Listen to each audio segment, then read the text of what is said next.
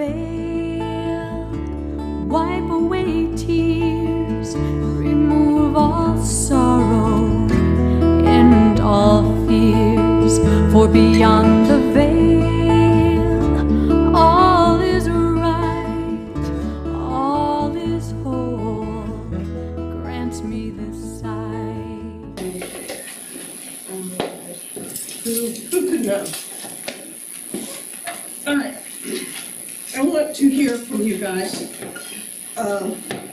Somebody came to see me this week, and it was about the third time I heard this person say, "I'm stuck in my head. I'm stuck in my head." So, tell me what you would get from that. They understand what you're saying head-wise, but they can't get it.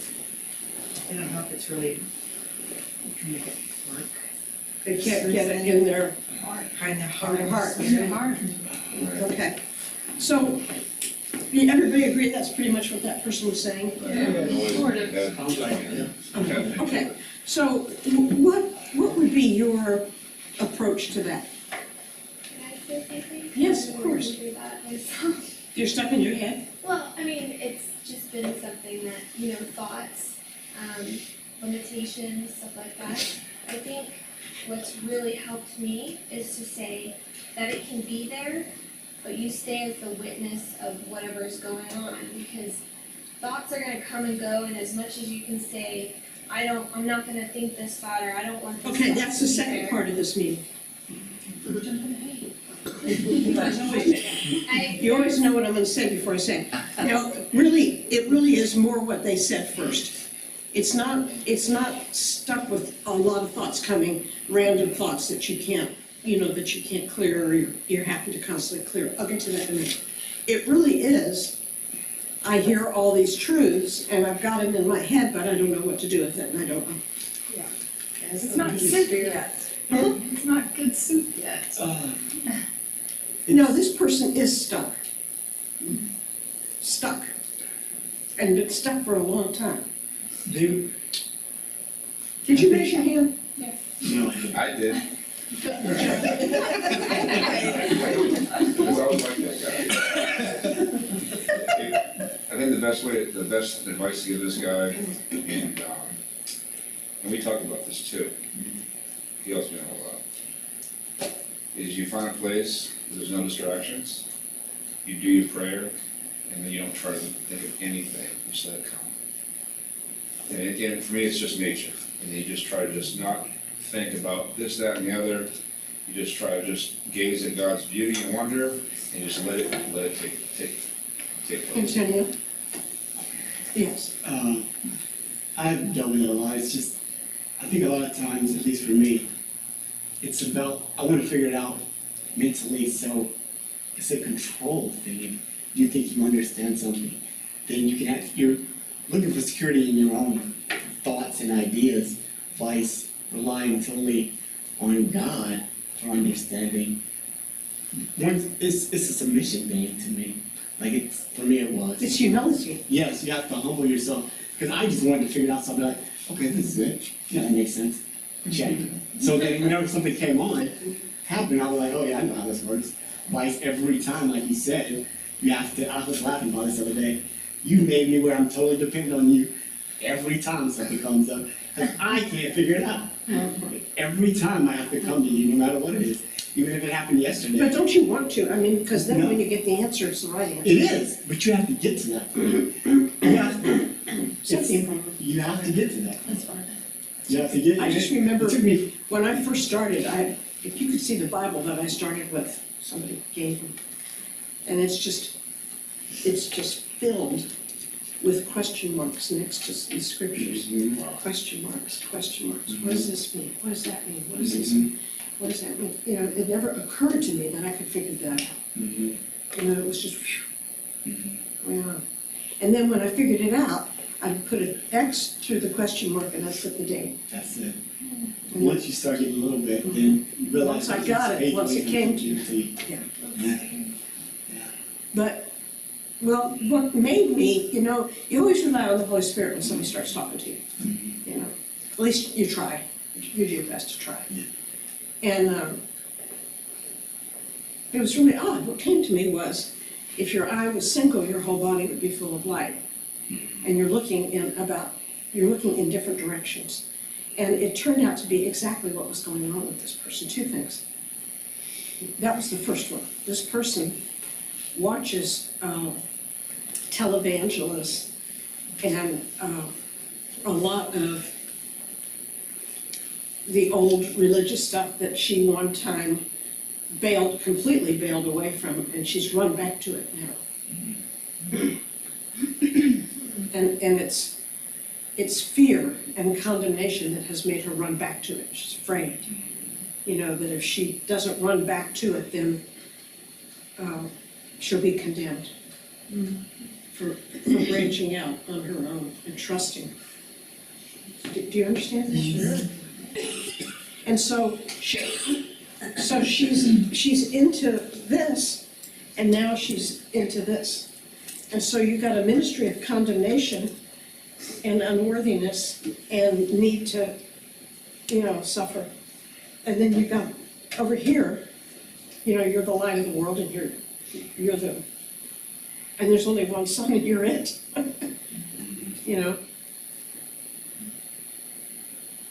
That's kind of far out. I'm not gonna answer yet, okay, because I'm gonna talk for a minute. I wasn't a question, I was just gonna comment on what you were, Okay. but that's okay. And it's like,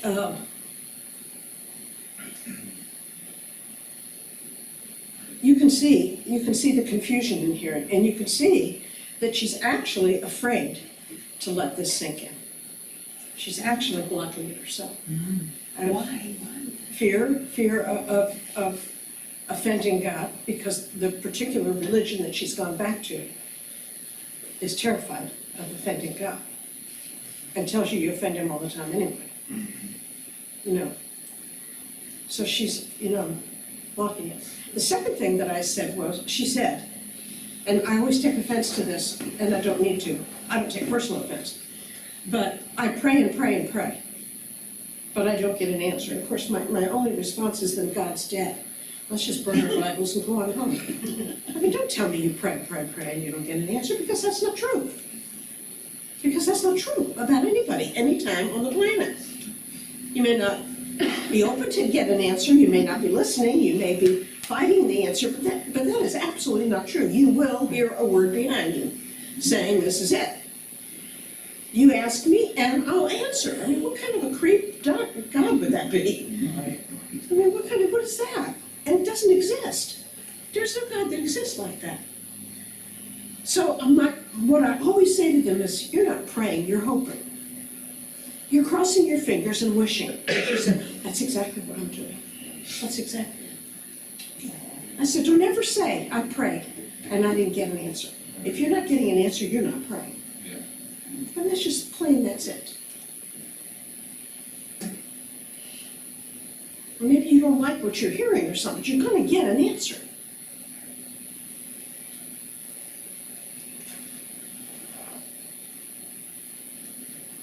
That doesn't count really for anybody in here, as far as being double-minded or, you guys aren't afraid, are you, of what you're hearing, and Sometimes. you think you're offending God? No, sometimes I wonder if I have the strength and courage to share this. And the answer would probably be no, but is it really your responsibility, John? Does it fall upon you to cause what we're hearing to come into play? No. Because that's going to stop it every time. Every time. It's good to pray for the strength and courage to follow him. It's good.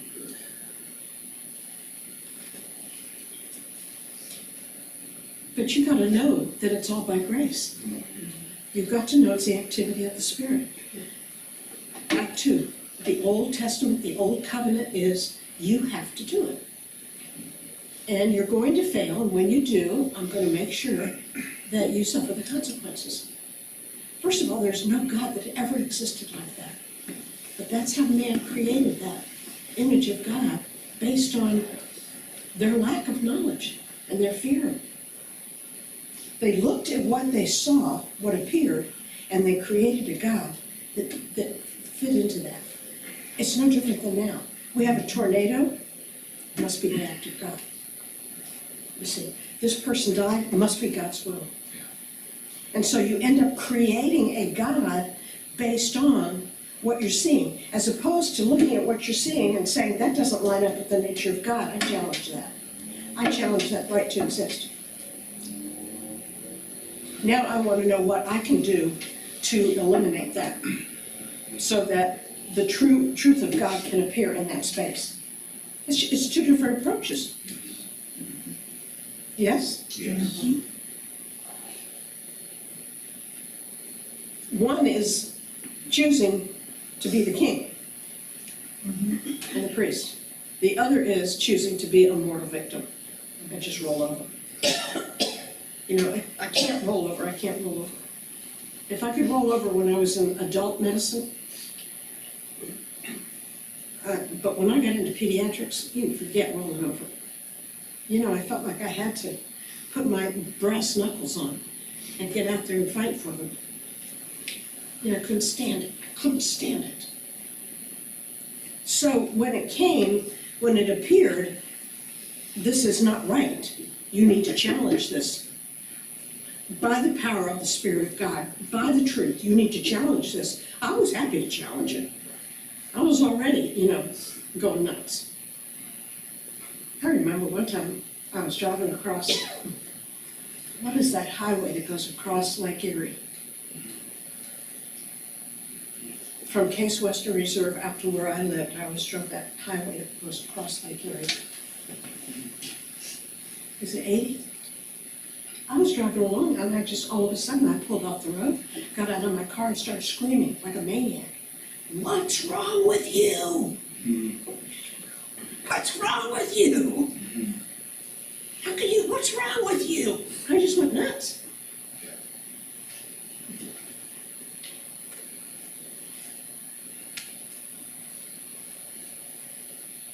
Because I was doing exactly what the world does. I look at at what appears and I say, it must be God. And then what do you do with that? Or you condemn the person, you know, because then I got into that charismatic thing and they say, wow, which I really enjoyed that. But I don't enjoy the doctrine the way they do. You know, well, if they knew Jesus, or if they did this, if they, so you condemn the people that are bleeding to death. You know, you're not saving them. You're not standing in the gap for them. Whew. There was a shooting recently. There always is a shooting, but this was just like 2 days ago in Kansas. 4 people were killed, 17 injured, or 11 injured, or something. One man that was injured was in the hospital and they interviewed him. And he said, you know, I always say good morning to him every morning, but he never said anything back to me. And I always knew he was a troubled soul. And he said, I saw him come in with this AKs, whatever they call it. And I walked up to him and I said, son, you don't want to come in with that. You don't want to hurt anybody. Tell me what I can do to help you. And he went, I don't know. And then he shot him. And he shot him like 3 times. And the guy lived. And he started crying. And he said, what a tortured soul. What can I do to help him? That's what he said in the hospital. What a tortured soul. What can I do to help him? Well, he's already dead, because the police shot him to get him to quit. But what a spirit. What a spirit. He's laying there with bullet holes in him.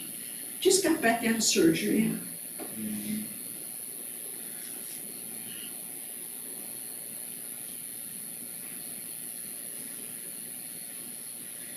Okay, anyway, step here. You were right about meditating. When you read, how many people read the new book? I'm almost finished. Do you read it right through, or does it take you a long, long time? Takes me a long I time. gotta keep going back over it. Yeah, Okay. and I underline everything. Yeah, okay, and do you read something and then you say, whoa, and you close the book and you close your eyes and you put your head back and you wait for that to sink in, because it's like, I have to. It's deep. do you? But other books, Yes. when you read something spiritual, is that how you read it? Or do you just read it as a book? It kind of depends on what like sometimes I read it over and over and over and just kind of get the vibe of it, but sometimes you do have to marinate, it just depends, but definitely sit with it, one way or another. That, to me, that's how it becomes me. That's how it sinks in. Try to live it. I hear it, I'll write it down, and then I'll just go home and look at what I wrote down, and I'll say, I'll just get quiet and still, I'll just let it sink in, Well, when I was brand new, I used to say, is this true? Is he crazy or is this true? I can't believe what I'm hearing. Is this true?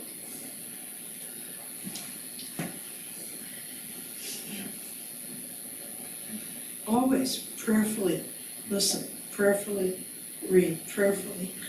It's an attitude that you get into, and that will make it sink and sink down deep inside. Okay? But it wasn't until I said all those things, it wasn't until this person left that I realized that I realized that it was trying to go in two different directions at one time, listening to two entirely different. The Spirit of God is trying to raise our consciousness up to a much, much higher level than we've ever known, where it becomes an automatic understanding and an automatic living out. Automatically, like that man laying in the hospital, that was an automatic. He was on autopilot. He didn't make that up, he was on autopilot. It just was an automatic response, because he lived in a consciousness of mercy and compassion and love, no matter what he knew or didn't know, And so the Spirit is trying to raise us into a conscious level above what we have known, and we keep going back to the old for whatever reason. You're gonna not be able to get it the same. You're gonna be you're gonna be confused. You're gonna be a Babylon idiot. Okay. I want to talk to you tonight about.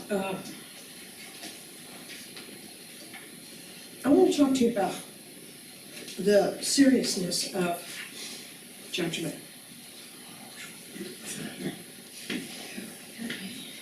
It's far more serious than anything I ever realized. I read it, judge not, lest you be judged.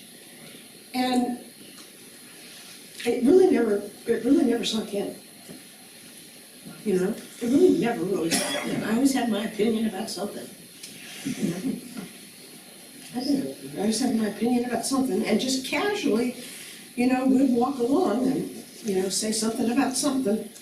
It didn't necessarily mean it derogatory, but it was definitely, we were agreeing with something that we saw as a fault.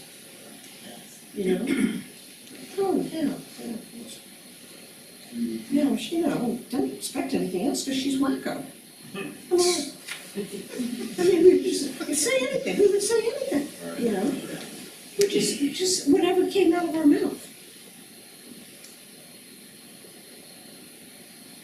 And I would teach and I would read, do not impute iniquity to anyone. Do not impute iniquity to anyone for any reason.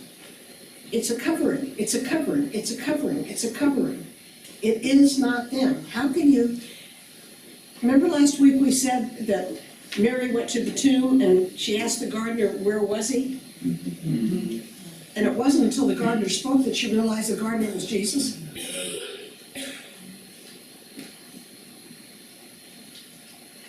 And I read that the first time I got it. I heard, why do you suppose she thought it was the gardener? And the answer was because it was the gardener. Just like it's the waterman, purified waterman, it's the bodybuilder, it's the nurse, it's the this, it's the that, it's whatever. Do you understand? Yes. It's everyone.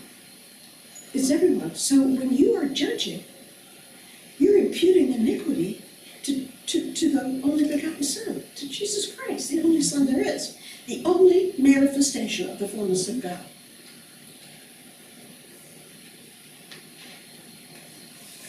And everybody's it, from the worst, from the least to the greatest, he said, from the worser to the betters. It makes no difference. If you've done it to the least of these people, from the worser to the better, you've done it to me because that's who I am. So it's like that black walnut seed. It's like life stirring and restless and wanting to get out, wanting to get out, and wanting to be free, and wanting to be able to be expressed. It's that life of, it's that divine, eternal life, wanting to break out. And guess what? We have to remove the covering for it to break out. And if we're agreeing with the covering through an opinion and a judgment, and even just stewing about it in our head, just, All right. I don't even know it. I'm taking my walk, and before I know it, I'm thinking, what am I thinking about? Yes. I'm not gonna think that. I'm not gonna do it. I say, I refuse to impute iniquity to that person. I refuse. So whatever that is, it leaves me for a long time when I get like that. But you have to wake up. It's such a monologue that goes on. It's like a monologue because we live in this consciousness of that monologue that condemns everybody for everything except moi. Yeah. No. It's true.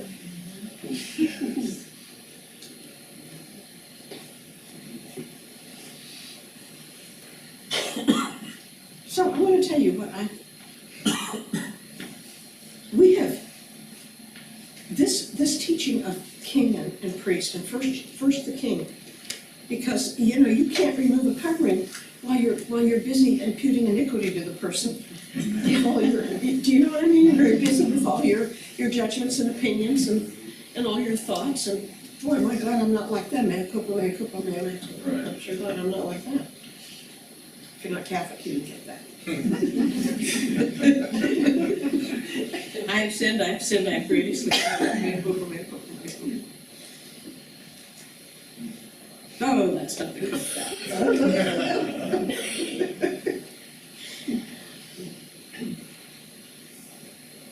You can't do it, so you have to be the king first. You have to get control, you have to get your walls up, and you have to get control of your own city. Until you live out from the consciousness of being in control of your own city, and the walls are up, and the walls are up. I took no offense at that young lady asking me why that happened to me 2 years ago. Matter of fact, I was glad she asked that. Because the truth is, I asked that about 5 million times. But I knew what the answer was. I just didn't realize the seriousness of it.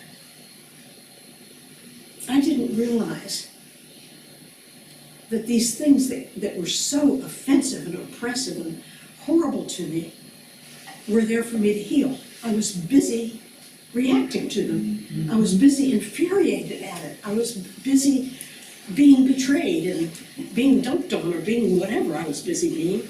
I was busy being the victim and licking my wounds, and I guess I was, really into it. But I'm here for a purpose, and I was denying that purpose, so why be here? Either fulfill my purpose or we're checking out, you and me. Seriously, either fulfill my purpose or don't talk about it anymore and not do it. Those are big enough that I can catch that. It's these little things. It's the little constant irritants, irritants. I have been praying so much about that, to be made aware when it comes up in conversation, and I condemn no one for doing it, because if they weren't doing it, I'd probably be doing it. It's just that I don't want to be around it because I don't want to get into it. I don't want to hear it. I don't want to hear it, and I definitely don't want to do it.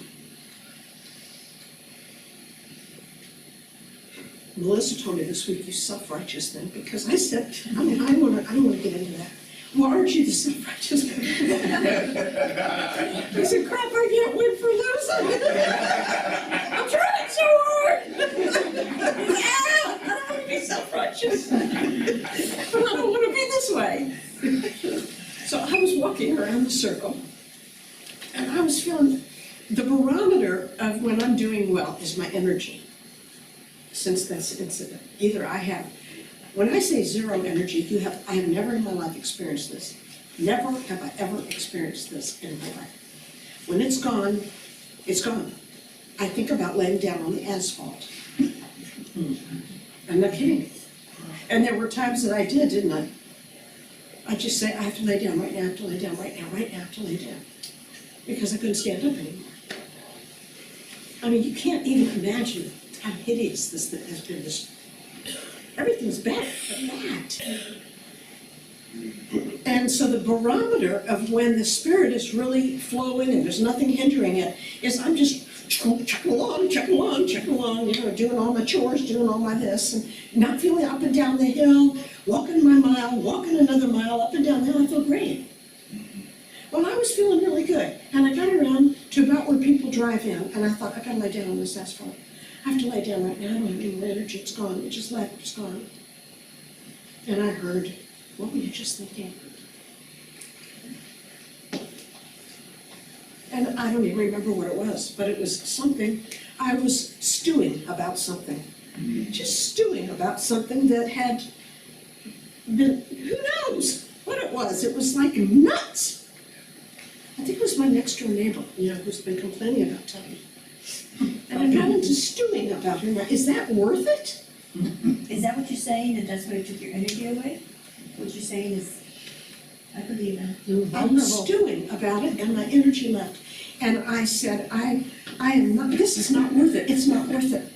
I will not block the flow of the Spirit. I will not block the flow of the Spirit like this. I will remove that covering from her, whatever is causing her to be like that, because she didn't used to be like that. I'm going to remove that covering. I'm going to do it right now.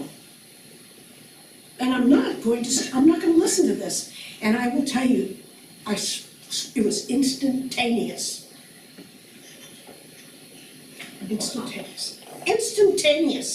Instantaneous. And it was like that the whole rest of the day. I was going. And I thought, that's not only what a teaching lesson, but that's the seriousness of it with God, because we were sent for that purpose. We were not sent for what religion tells us, to get it right so that we can get to heaven. So please. We came, are you immortal? No. Have you ever been immortal? No. Did you bring the divine nature with you when you came? Yes. Okay, so we don't have to do all that. But we do have to do this, because that's why we were sent. I mean, could you see Jesus walking around stewing about somebody? No. His game face off every second of the day. No, yeah. I mean, he kept that wall up, and he remembered what he was all about, and he remembered why, and he remembered how to do it, and he remembered who he depended on and what he depended on. And he did it faithfully. I mean, when they spit in his eye, he did it. I had ways to go. I'm serious. So I was talking to my youngest daughter in Austin. It's yesterday Sunday. My husband was on a trip, and the kids were playing, and I was folding laundry. I go up on Sunday to do her laundry. Stacks of it. Because I want to help her, because she works really, really hard. And we were sitting there talking. We had the best talk we've had since before she went into college, and she's 45 years old now. I really enjoyed it. I just almost cried when I think about it. It was such a neat talk. Such a neat person. And she has this thing called Raynaud's disease. Do you know what it is? Well, all of a sudden her hands just blanch white. And they throb and throb until she hurries up, puts them under water until the blood goes back into it. So it shuts down the blood flow into her hands. And it used to only happen whenever her hands got cold. And she said, it's happening more and more. So I went back to the doctor, which they do nothing for it. We do. We've never had a raindrops that didn't get over it, never. You think should do the permanent? Anyway. And he said, is it getting worse? And she said, well, it's not progressing. Now, remember that lady? She had it all the way up her arms and half up her legs. Do you remember? I do. She got over it. Laura? Anyway, but she told him it's happening more frequently and it doesn't necessarily have to be cold. And he said, well, I'm really glad you said that because I've been wanting to talk to you about that. And she said, you've always blamed it on the cold, and cold is no doubt a huge factor. But he said, that's not the cause of it, Laura. And he said, the cause is stress and anxiety.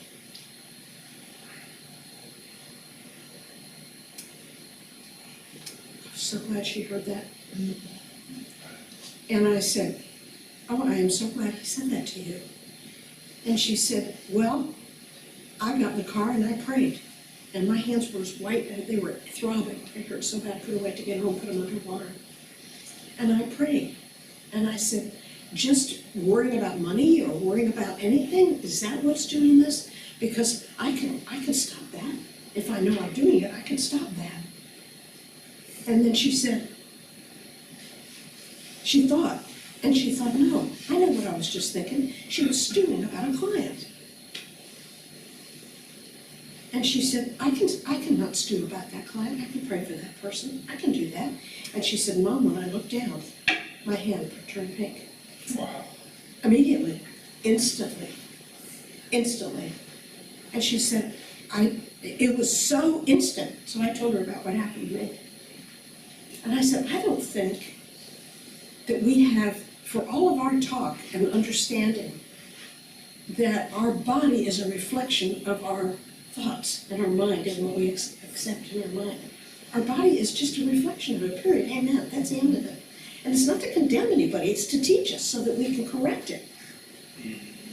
But our body is a reflection of, basically, we either beat our adrenal glands to death with stress and anxiety and tension and anger and judgment and just stewing. Constantly, we're constantly overfiring that adrenal gland, constantly overfiring it. And when we do, its response is a multitude of things, none the least of which is a vasoconstrictor. And so there goes the blood flow to the peripheral part of the body. It's a vasoconstrictor. It has nothing to do with genetics, DNA, what you're eating, it's what's eating you. Right.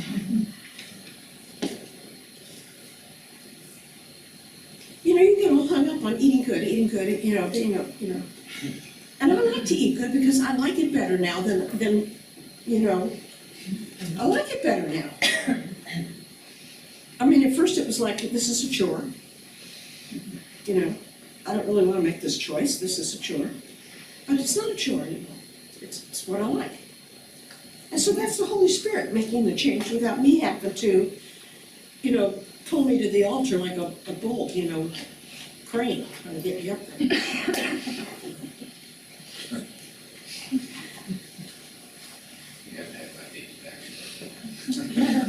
I don't think we have a clue. I don't think we're even close to a clue of people not realizing if they stopped opinions and judgments and stewing and derogatory thinking about anybody and imputing,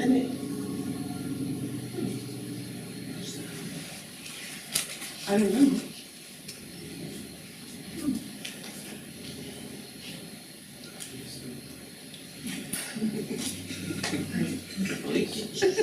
Oh no, I'm used to that. They're much lower. Don't worry about it. They're not ever up to you, honey. Yeah, too many times, I don't even flinch. Oh, hello. You're good. I don't think that we realize what we bring up on ourselves. I don't. I know we don't. And just teaching those same old words and repeating those same old scriptures. It didn't work for me. And I memorized them all, I mean, I know it all. And I knew the truth of it in here. But it wasn't until that was out there and then listening to Laura that I realized it's critical and it's huge. And it's imperative that we get a hold of this. It's absolutely imperative that we get a hold of this. Jace? Remember on Sunday, the last day of the retreat, I mentioned to you how I'd been feeling bad the entire weekend? Physically bad? Yeah. When I got there on Friday, the whole right side, from here all the way down to my hip it hurt. It hurt. I was in pain. And it was hot and it was sore and it was bad. I couldn't sleep. I slept horribly that whole night. No, I do remember now. Yeah, I slept horribly that whole night, and the next day was just off, the whole day. And, so Sunday morning, finally, about 3 o'clock in the morning, I'd been fighting it the entire time, because I started to realize that I was mad. I was mad about stuff. I was mad about a whole bunch of different things. I was mad about, people over at work. I was mad about, some bands that I was playing with. I was mad about, money. There was just a whole bunch of stuff. It all came, for whatever reason, it just all started kind of like pulling up. And I was stubborn. I didn't want to admit it. Sometimes it's stubborn, Jace, but sometimes it's such a habit that you don't stop yourself. You don't stop yourself and say, we're not doing it again, no. Right. Well, about, 3 o'clock in the morning, it got really bad. And by that point, I was like, you know what, that's enough. That's enough of this. You have, you've taken as much of it in as I'm gonna let you, fix this right now, cut it out. Stop being a victim. Stop, being, because I felt, self-righteous. I should be angry about this. And I was making judgments. And I was doing all those other things. Oh, yeah, I'm the king. Yeah. Right. And so I let it go. And I prayed. But I really prayed. I was like, no, that's enough of this. I've got it in this. And I'm not supposed to be doing this. And Don't mutter because action has to go on YouTube. I said I have to glorify you. Whatever, what's going on, I can't be doing this. I can't be putting this on other people, seeing them that way. And I prayed and I let it go and I fell asleep in about 10 minutes and I woke up in the morning about 7 o'clock and nothing. I know, I'm standing over here going, that doesn't hurt. This is awesome. But it was that, and it was exactly what you've been talking about as far as judgment and everything was concerned too. And I mean, it's an instant barometer. Yeah. If we're lucky. If we're not lucky, we have all these aches and pains and boo-boos and carries on, and we run around trying to take a pill or find some holistic something that we can take that'll make it all go away. And we're not dealing with it, so it just waits until all of a sudden it's a bad one. Oh, then what are we gonna do? Take another pill? Oh, come on, wake up. Wake up. But it's more than just don't be a victim. That's one. That's a big chunk. The second big chunk is it always accompanies self-righteousness because you don't see yourself that way, you're just seeing somebody else that way. Right. Always accompanies self-righteousness. But the third is we're not taking care of the situation. They came, they offended. What are you gonna do about it? Well, pray for those that despitefully use you and persecute you. I think that's kind of serious. I haven't let it go because it's not done. Not in that sense. When I started feeling better was when I realized what was going on, and I was, time to change that. Time to turn around. And but I mean, then every night or when I get a chance over at work, I'm walking into the prayer room or in my bed, trying to not see those people that way. I'm trying to fix that because it has to be. I know it's not. What helps me is, Wait a sec, just a minute. I'm thinking. You know, when they ask for your coat, you give them your cloak also. That's a cover. That's what it's saying. That's pleading with you to cover. Look at the way I'm behaving, cover me. They don't know they're doing it, but that's what they're doing. Yeah. That's going the second mile. Going the second mile isn't just, I'm not gonna be a victim. Going the second mile is, I'm gonna do what I was sent here to do, this very moment, right here, right now, in this situation, or the situation wouldn't be in front of me.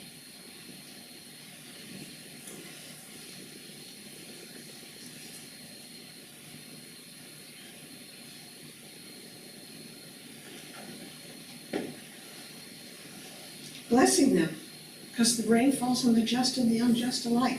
Well, now that's a burr in your saddle, isn't it? You know? You want the blessing to fall on somebody that does that? You want them to be blessed? Are you kidding me? Right. Yeah, I want them to be blessed after they shape up. I don't want blessed till they shape up. I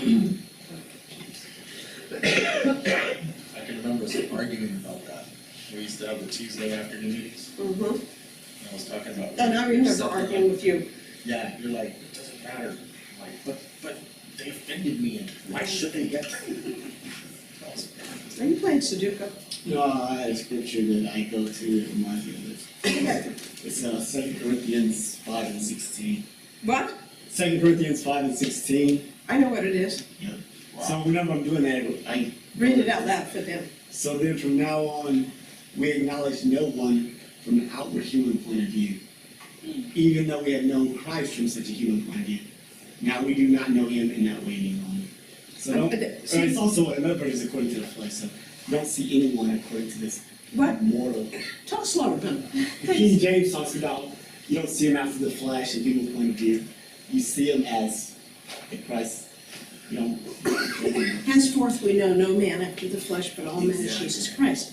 Though we have known Jesus after the flesh, now we know him that way no more. Exactly. And see, that's the answer to people saying, you're trying to take Jesus away. No, I'm not. I'm elevating it, the whole concept of Jesus to something that is so huge and so beautiful and so all-inclusive and so all-embracive. I see him and love him everywhere. I have to. I want to. But I'm not doing it when I'm stewing. No. But you know, the prayer has to be, help me to see it quicker. You know, help me to see it quicker. Help me to wake up quicker before I go on and on and on and on and on. Help me to do it quicker. You will. You will. You will. Do you know? Before I collapse out there and if I'm laying on the asphalt, just know, okay, she did. But it is very physical. It is a complete block of your life energy. Oh, yeah. You asked me after the retreat how did I feel, and I was like, What'd you say? you asked me after that Monday after the retreat. I said it changed my life. But you asked me if I felt it, I was like, no. But that same day, and since then, I've been dealing with, I text Melissa about it. I judge all the time. I text her and told her, and this has been working on me since the retreat, and now I feel the world. I cannot tell you how critical this is. This is like the most critical thing in the whole wide world. Like I do it. It's just simple stuff you do it. Watching politics on TV and Now I'm going to talk to you about briefly about the king. A long time ago, I realized when I was dealing with somebody who was having seizures, that they didn't have to have that seizure. That they could not have that seizure if they chose not to have that seizure. That they could stop it. And what the first person I ever told that did it. Successfully, 3 times in a row, and then never had seizures again after that. Said no. I got that from an elder in a church I was at up in Canton, Ohio, and somebody had diarrhea. Sorry. And she said, you know, the best way to get rid of diarrhea is just don't go. And I thought, okay. But she said, if you resist it, it will go away. It will go away. I knew someone with asthma, and I would say to them, this asthma was a big one that I did a lot with people, because I dealt with a lot of peds. If you would just not give in to it, don't panic, don't be a victim, don't be afraid. You have to pull back inside, take a deep breath. If you say no, okay, you're gonna have a full-blown asthma attack. Don't say no. Don't say anything, don't talk. Just remember who's really here. Just pull back and remember who's really here. And the audacity of Jesus having an asthma attack. And it'll stop immediately, it'll stop. You can stop anything. You can stop anything. Because it was your believing in victimhood that allowed it to get to where it is. You can stop.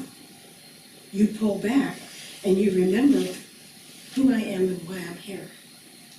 You don't remember who I am, you remember who Jesus is and where he is. And what he's doing.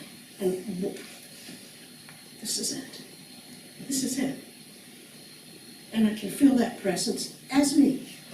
As me. If I can pull back, I can feel it as me. And when I do, whatever I was feeling stops.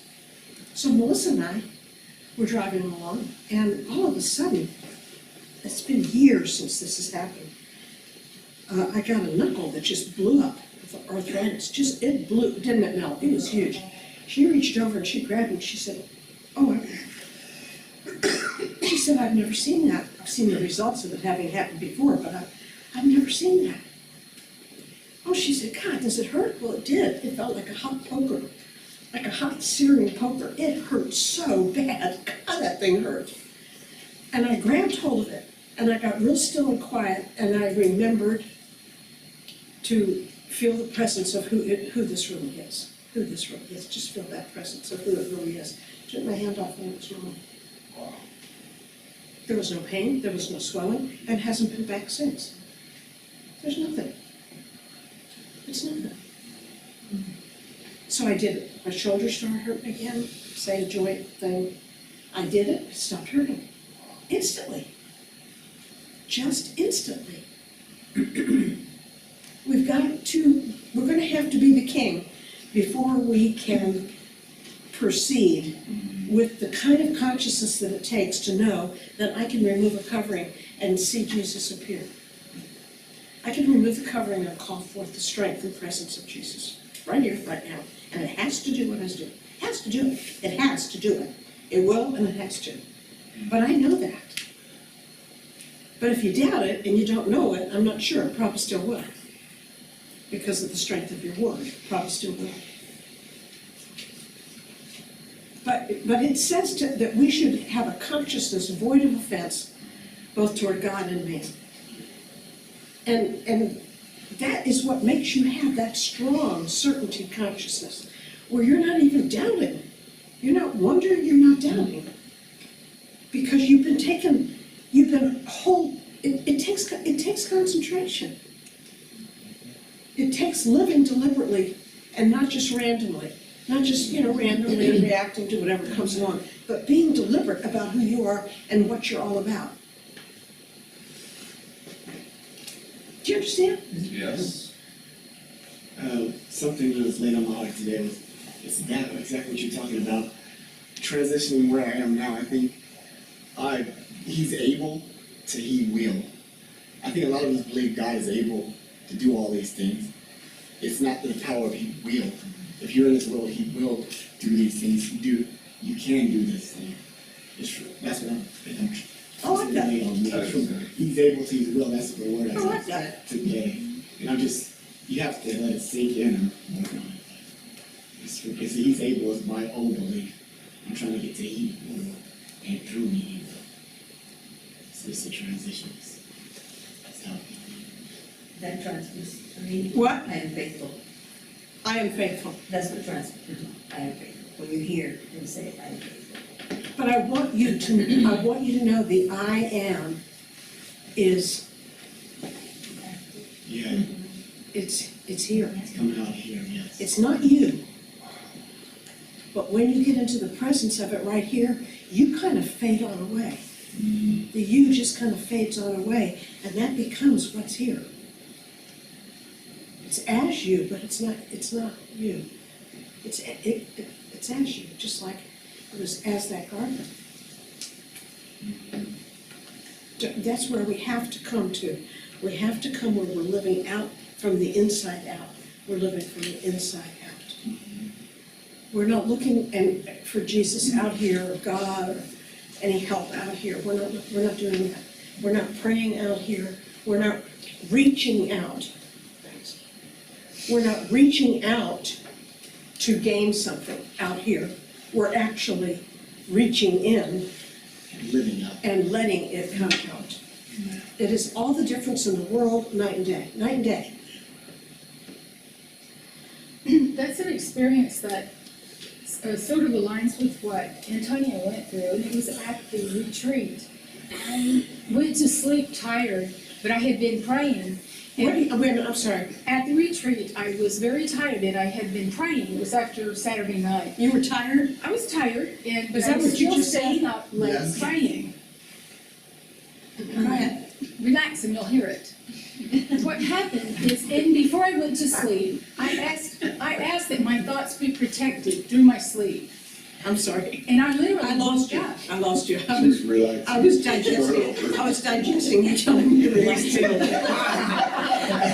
You're bound to hear it in a minute. But then, I was busy doing that and I missed what you were saying. And she's judging you. That translation back Best teaching moment. You're brave, John. She almost kicked me last time. She's gonna get a stick for us all. In that You state were of being tired, Saturday tired, night. Go ahead. and being in that state of still praying on things that I wanted to pray about, I asked for my slumber to be protected and my thoughts to stay pure and aligned with what I was praying.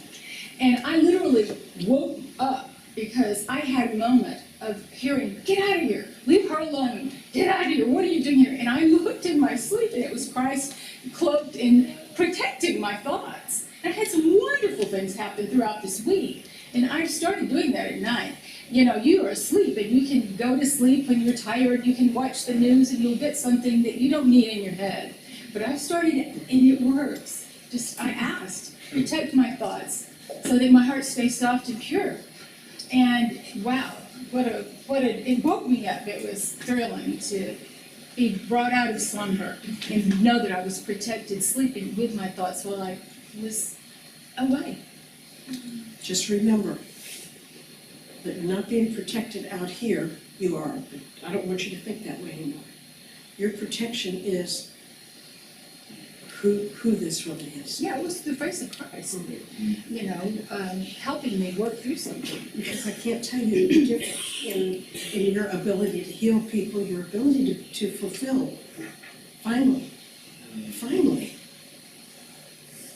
But boy, the prayer now is, I gotta be more alert. I've gotta be made to be more alert of thoughts and stewing, milling around in my head. Yes? Yes. You guys back there, you getting it? Yes. They talk too much.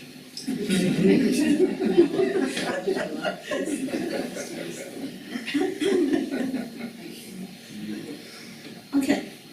I'm finished. Anybody want to say anything? I got a question.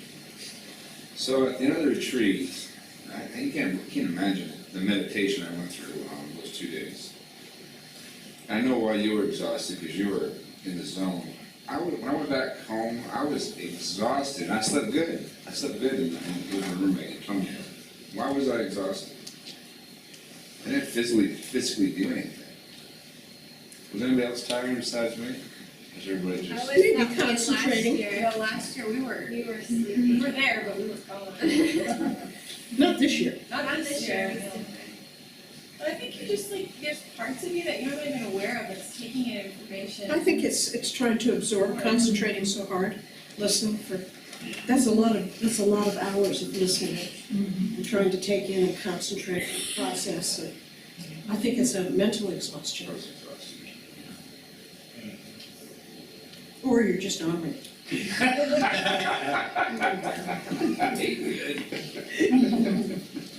He washed my feet for the foot washing. I was the first one down there. So I went to the very end of the line, and that was John's station. Did I tell you all this? And he picked my foot up, my leg up, and he has no concept of his strength. And I thought he was gonna break the bone. It hurt so bad, I was like, I thought, don't say anything, don't say anything. Well, I had to. It was killing me, and I said, John, you're squeezing my leg too hard. He said, oh, I'm sorry. And he lightened up and reached for the other one and did the same thing. And by this time, I was just in pain, was just shooting all around my body. And I said, if you don't let go of my legs, I'm going to kick you. And that was the extent of that food.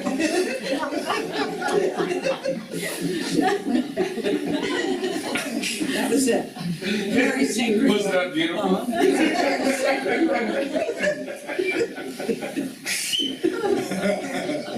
You'll never forget that foot washing.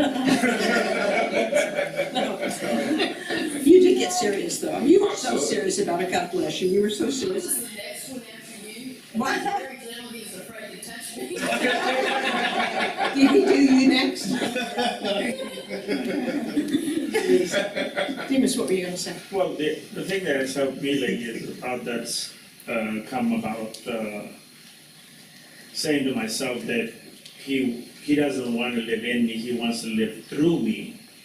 And as many times as I repeat that, it's a frustration. It's like, well, you know that that's what he wants to do, but what is stopping me from that happening? You know, from that me executing that, or not me executing, but releasing. No, I understand. Well, you can release him.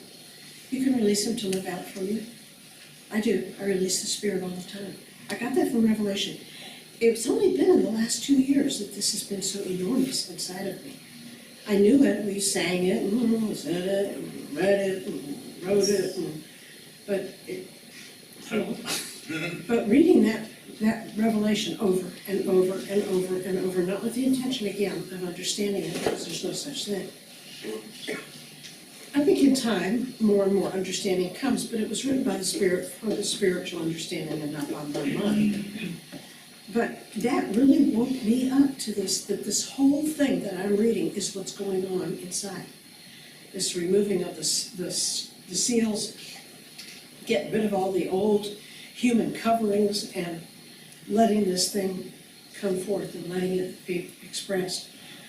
When I started reading it that way, it was just huge. It was just huge. But it's completely different now than what it used to be. A whole different level of conscious awareness. A whole different level. And all I can do is tell you how that happened. Doesn't necessarily mean you have to do it the same way, but that's how it happened with me.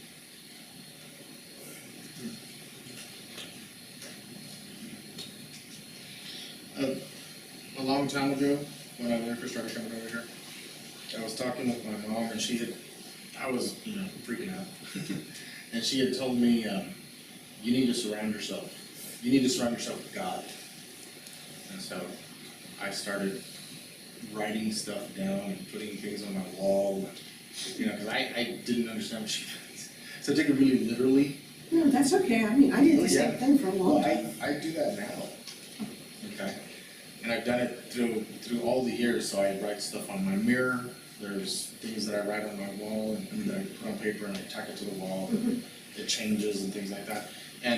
But after the retreat, I realized, it was just like you were saying, sometimes this stuff creeps up on you and you don't know. So, when I got back, I was I was looking around at everything, I was like, well, what happened? You know, like, cause how did all this just all of a sudden start, you know, piling, how did it become so many of these different things? I mean, it shouldn't have. And I realized, well, I started looking at everything. I was looking at what I had on the mirror, and I looked at what I had on the wall, and there was not very many things there that I had actually heard that I wrote down. It was just kind of things that, oh, I like that. You know, it turned into that, and I didn't realize that You know, it the turned into neatest that. scripture is that one that you just read. Yes. I am determined to know no man after the flesh, and all men as Jesus Christ. And though I have known even Jesus after the flesh, I will not know him that way any longer. So I took everything down off the walls, and I erased everything off the mirror. And I wrote down not to judge. That's in the mirror right now. Put yourself in an environment that's, And be very protective of your environment. Sometimes you can't help it, you know, but pick and choose when you can. Better to be alone and keep that wall up. You know, what does it say? In the multitude of words, there is no sin. In the multitude of words, there lacketh no sin. I think that's in Ecclesiastes. In the multitude of words, there lacketh no sin. Because you can't help when you're jibber-jabbering that before you know it, you're gonna have a judgment, you're gonna have an opinion, you're gonna say something. This is just a very high calling, and it's a very intense calling, and the prerequisite is that we get our act together first. And it's just like you just said, like, when I work with an individual and I know they're critical, they're constantly critical. I say, well, okay, I acknowledge the fact that they are critical. Now how do I stop myself of being critical of that person who's critical? Or just always criticizing, always. Well, you have to, Because really- the answer to it is you make the separation, that's not even them. That's a covering over them, and you remove that covering of that critical nature. Just remove that covering off of them. That is the absolute answer to it. Anybody have something new and different and exciting to say? That I have a question, totally not on the subject. Go ahead. The expression son of man, what do you take that? The appearance 'Cause- of Christ through mortality. Okay. So, because I've been reading he's talking about the son of man, the son of man. Think about the transformation, or what do you call it, what was it? Transfiguration. Think about the Mount of Transfiguration. First of all, it was a mountain, so it's a high consciousness. You know, it's moving into a very, very high consciousness. And realize that's you standing there.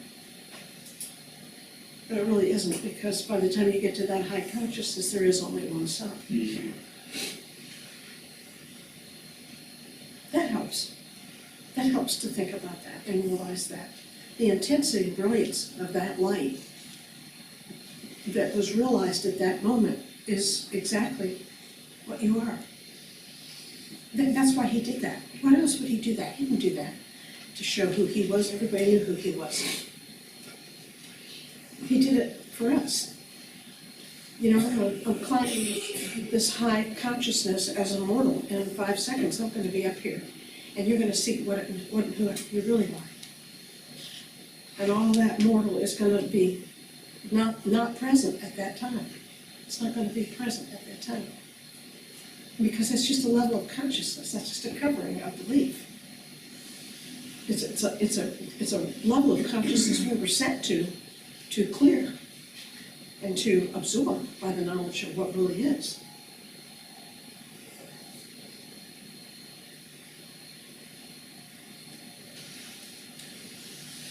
Anytime you guys this week get anything that's going on in your body, headache, asthma, pain with this, problem with this, just be aware. Just be aware that that is a result of that kind of erroneous thinking. And if nothing else, let it be a barometer in your mind to bring you back to center stage again. You gotta be brought back to center stage again. You wander here, you wander there, you're brought back to center stage again. Okay? Okay, don't forget what we're gonna pray about this week. Yep. All this. We're gonna pray about, okay?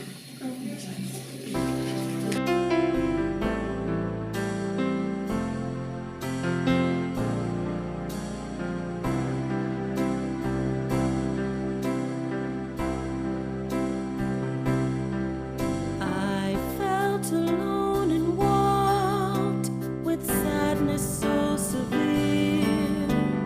Didn't know what to do. Choked back desperate tears. Longed for hope and healing from seeming lack and fear. And as I walked, I saw a stream. I felt it draw me near.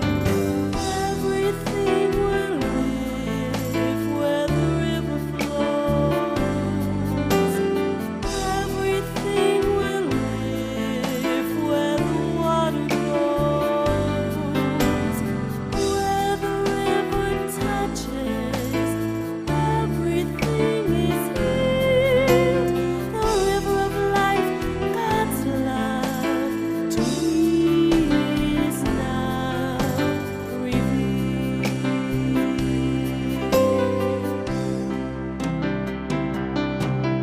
Was it possible I heard the water call my name?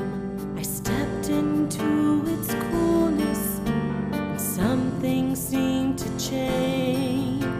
I looked down at the water and much to my surprise, as though it had a purpose, the stream began to rise. Everything will live where the river flows. Everything will live where the water goes. Where the river touches, everything is healed.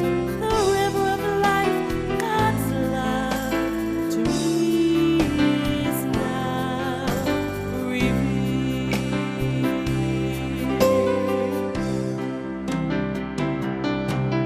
The water's depth increased from my ankles to my knees, washed away my sadness.